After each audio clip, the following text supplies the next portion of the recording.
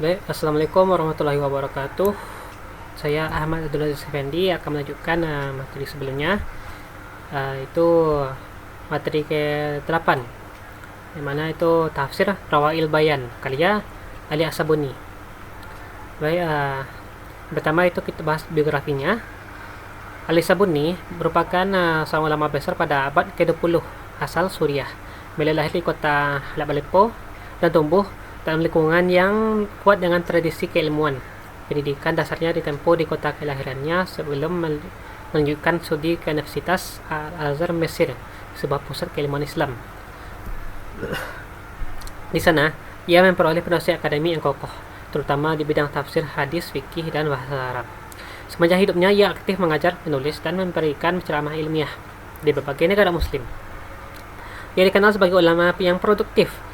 Karya-karyanya banyak dipakai sebagai rujukan di lembaga pendidikan Islam seperti Safat, Tafsir, Akidah Al-Mu'min, dan tentunya Rawail Bayan. Karya penulisannya sederhana, runtut, dan mudah dicerna oleh pembaca modern. Kontribusinya di bidang tafsir Ali Sabuni mendapati posisi penting dalam tafsir modern karena ia memadukan klasik dengan kontemporer. Beliau menyaring pendapat ulama terdahulu lalu menyajikannya dengan bahasa yang lebih nekat dengan membaca hari ini, kemudian menyusun karya-karya populer namun tetap akademik. Ia mampu merangkum tafsir besar seperti Ibnu Katsir atau Tabari menjadi format yang ringkas, jelas, dan sistematis, kemudian menegaskan fikih dan etika Qurani. Banyak penafsir modern menekankan sosial politik, namun As-Sabuni kuat dalam penyajian hukum dan akhlak, menghasilkan tafsir yang mudah diakses pelajar dan masyarakat awam.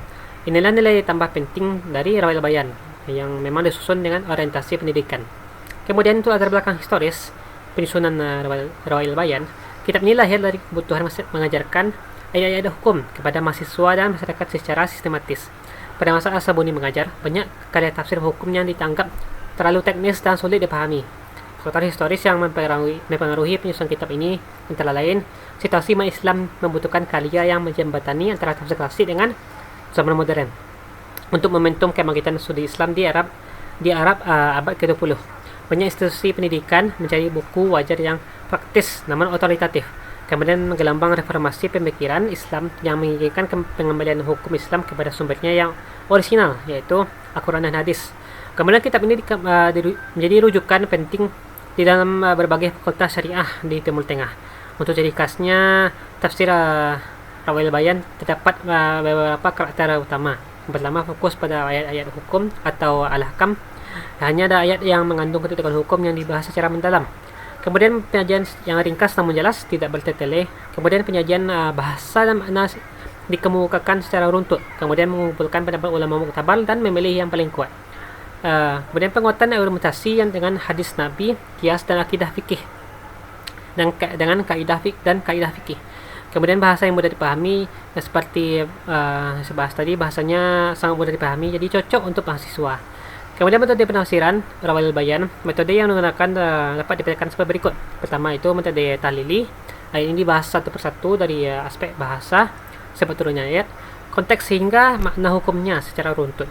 Kemudian cara fikih yang dominan, karena fokusnya pada ayat hukum. Berdasarkan ini difokuskan pada kesimpulan syariat dan perbandingan pendapat mazhab. Menggunakan tafsir bil maksur sebagai dasar, ia menafsirkan dengan ayat lain, hadis Nabi, pendapat sahabat dan tabi'in. Lanjutkan dengan usul tafsir bilnya. Setelah memaparkan dalil-dalil pokok, ia menggunakan analisis rasional yang terikat kaidah fikih dan prinsip syariat. Kemudian menyertakan perbandingan mazhab. Ia menjadikan pendapat mazhab utama dalam fikih, lalu menjelaskan kecenderungan hukum yang dianggap lebih kuat. Kemudian untuk cara penafsirannya, kitab ini memiliki beberapa corak, namun yang paling dominan itu adalah corak fikih. Secara struktur tafsir berfokus pada pembahasan hukum praktis dan seperti ibadah, muamalah, pernikahan, peradilan, kriminalitas, dan selain sebagainya. Selain itu, terdapat corak yang lain seperti logoi yang untuk menjelaskan makna kata menjadi landaskan istimewa hukum. Kemudian bersumber dari riwayat, ayat dijelaskan dengan hadis dan asar ulama klasik. Kemudian ada bayi ijtimai. Ini masih muncul karena terutama ketika menjelaskan hikmah hukum. Namun dari semua cara tersebut, cara fikih adalah yang paling menonjol, yang menjadi pembeda utama karya ini.